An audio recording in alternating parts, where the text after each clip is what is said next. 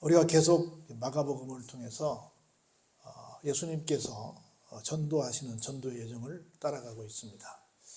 오늘은 특별한 장소에 가셔서 예수님께서 어떤 상황을 맞게 되시는지를 살펴보시면서 함께 은혜를 나누고자 합니다. 예수님께 다시 이동을 하십니다. 이번에는 어디로 가시냐면 예수님의 고향을 찾게 되십니다. 우리 잘 아는 것처럼 예수님이 태어나시기는 저 남부지방 베들레헴에서 태어나셨죠.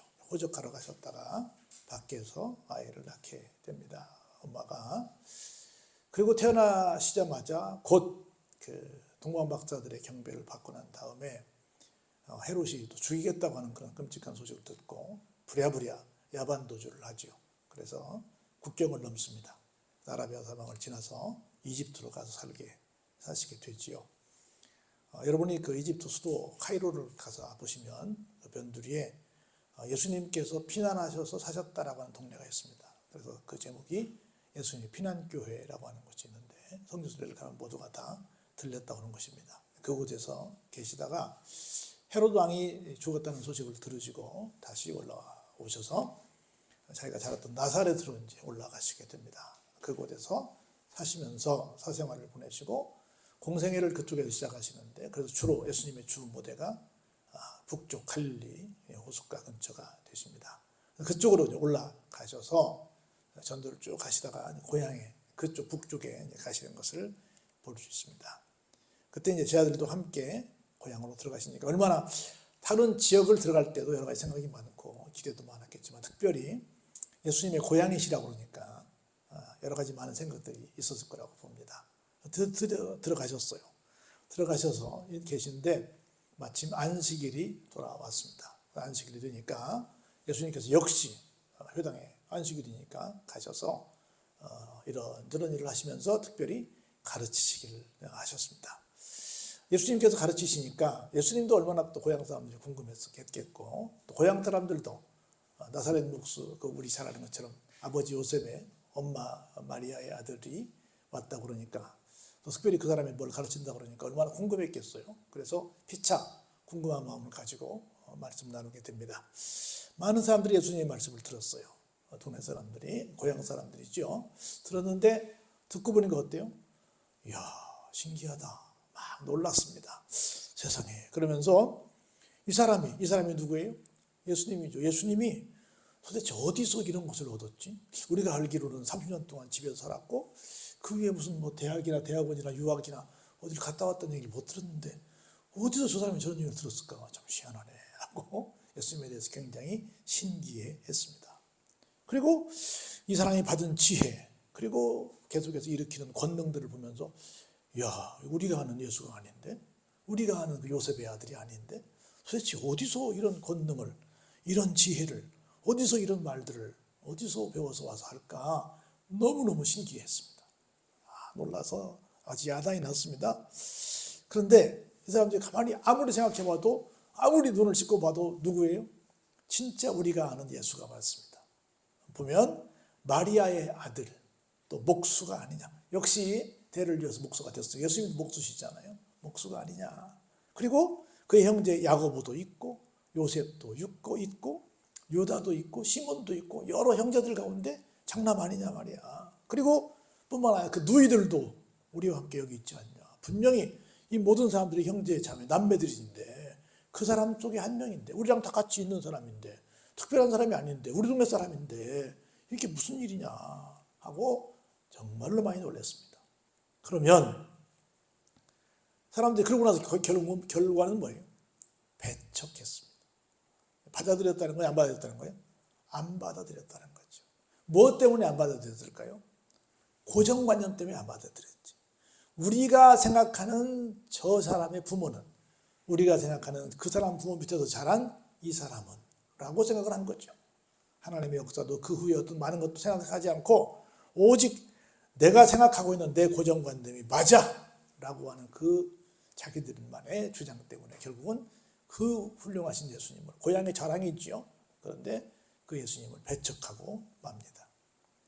그러고 나서 예수님께서 그렇게 서운한 일을 당하시니까 이렇게 말씀을 좀 하시죠. 볼멘 소리 같은데 제 아들에게 말씀하십니다. 선지자가 자기 고향과 자기 친척과 심지어 자기 집에서는 존경을 못 받는다.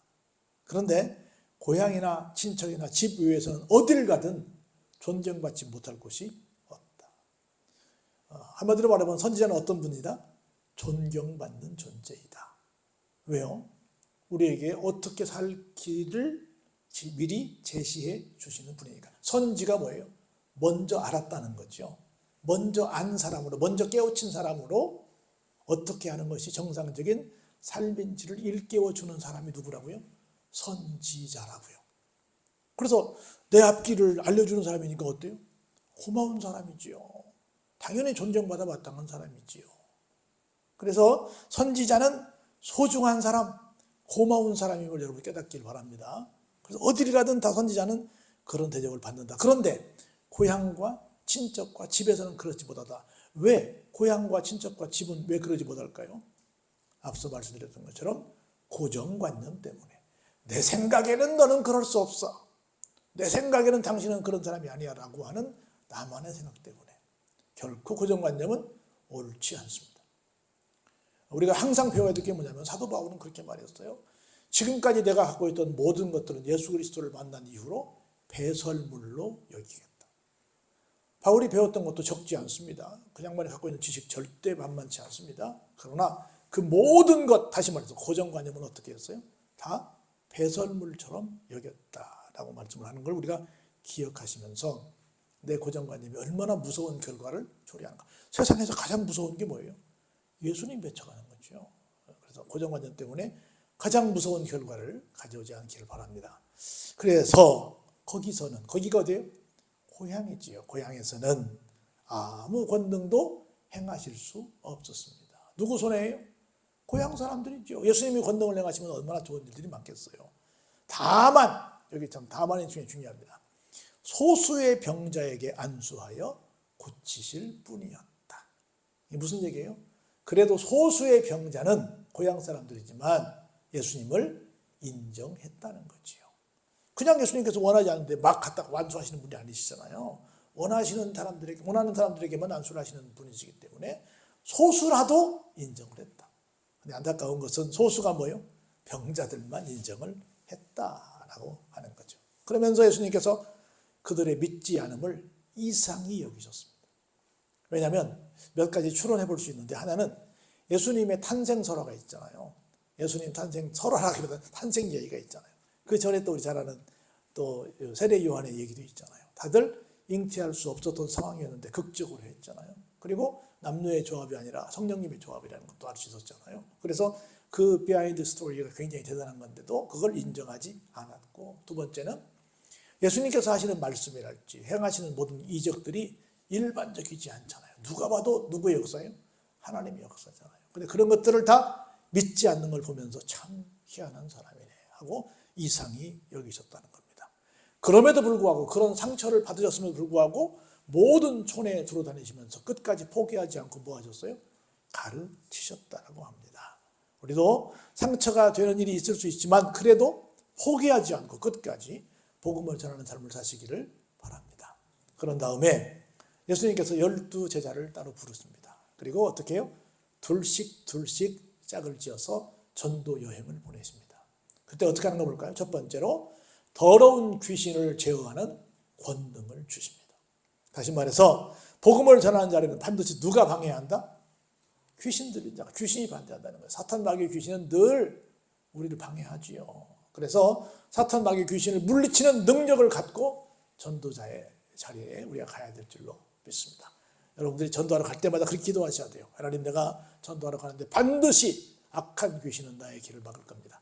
하나님, 저에게 악한 귀신을 물리칠 수 있는 힘을 주시옵소서라고 기도하시고 가셔서, 그렇게 기도하시면서 하나님, 이 속에 있는 악한 영을 물리쳐 주시옵소서, 그리고 주님을 영접케 해 주옵소서라고 기도하면서 복음을 전해야 될 줄로 믿습니다. 그래서 먼저 귀신을 제어가 뭐예요? 그걸 물리치고 통제할 수 있는 그런 능력을 주신 다음에 복음을 전할 수 있도록 해 주셨다는 겁니다. 그러면서 두 가지 말씀을 하시죠. 명하시되 전도 여행을 위해서 뭐 하지 마라? 지팡이만 갖고 가라. 지팡이는 갖고 가래요. 지팡이는 많이 걸어야 되니까 힘드니까 지팡이라고 그래요. 그런데 지팡이 외에 양식이든 배낭이든 또 지갑 속에 돈이든 아무것도 가지고 가지 마라. 그리고 뭐만 가지고 가라? 그냥 있는 신발 신고 지금 입은 옷만 입고 가라. 엷은 옷도 가지고 가지 마라. 아무것도 가지고 가지 말고 그냥 달랑 지금 있는 그대로 뭐만 하나 들고 지팡이 하나만 들고 가거라. 이게 전도자에게 주어진 명령입니다. 그럼 볼까요? 또 이러시되 그러면 어떻게 가서 먹고 살고 어떻게 가서 뭐 이것저것 필요한 것들을 공급받습니까? 가면 뭐가 있다? 예비된 집이 있다라고 말씀하십니다. 어디서든지 누구의 집에 들어가거든 그곳을 떠나기까지 거기 유하라. 머물라 그 말이죠. 어디든지 네가 들어갈 곳이 있다. 어디든지 가면 반드시 먹고 잘 곳이 있고 그곳에 있는 동안 네가 입을 것, 쓸 것, 모든 것들을 다 공급받을 그런 집이 있다. 예컨대 바울이 동쪽으로 전도여행을 하려고 했잖아요. 근데 하나님께서 갑자기 서쪽으로 방향을 드셨잖아요. 서쪽으로 가자마자 첫 번째 동네가 여러분이 잘 아시는 빌립보라고 하는 동네였잖아요. 거기서 누구를 만납니까? 자주장사 루디아를 만나잖아요. 루디아가 나중에 다 듣고 오라 그래요. 당신이 나를 신자로 인정하시걸랑 어디 갑시다? 우리 집 갑시다.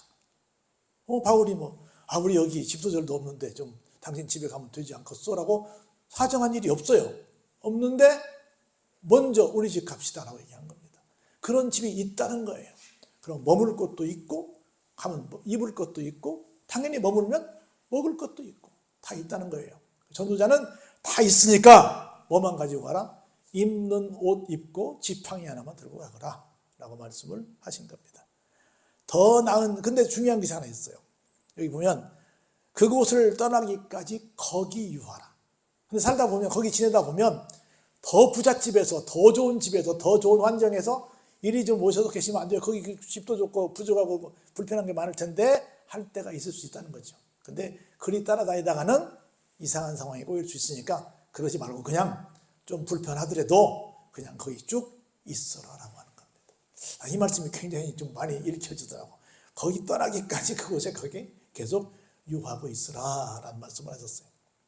그러면서 이렇게 아주 무서운 말씀을 하시죠. 여기는 생략이 됐지만 어느 곳에서든지 너희를 영접하지 아니하고 너희 말을 듣지도 아니하는 사람들이 있으면 거기서 나와라.